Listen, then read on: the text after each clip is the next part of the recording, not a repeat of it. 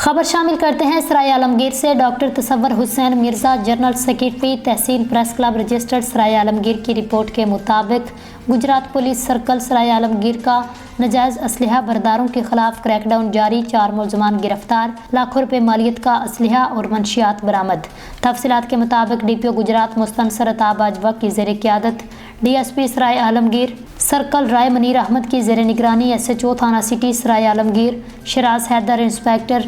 اور آسم ظفر A S I نے اپنی پولیس ٹیم کے ہمراہ کارروائی کرتے ہوئے ملزم مسمائی شاہ زیب ولد ناظر قوم منہاس سکنہ ہاشمی کالونی گجرانوالہ کو گرفتار کر کے ملزم کے قبضے سے کلاشن کوف برآمد کر لی، جبکہ ایس ایچ او تھانہ صدر سرائے عالمگیر ادریس افضل سب انسپیکٹر نے بھی اپنی ٹیم کے ہمراہ کارروائی کرتے ہوئے ملزم مسمائی عاطف حسین ولد مشتاق حسین قوم جٹ سکنہ ڈوک مرید کو گرفتار کر کے ملزم کے قبضے سے پسٹل 30 بور برآمد کر لیا، جبکہ ملزم عاطف حسین سے مزید انٹیروگیشن کی، جس کے انکشاف اور نشاندہی پر رائفل 12 بور برآمد کی گئی۔ اس کے علاوہ ملزم سماب ولد جاوید اقبال قوم مرزا سکنہ دکھریالہ سے 5 لیٹر شراب اور ملزم محمد حسن ولد محمد اشرف قوم جٹ سکنہ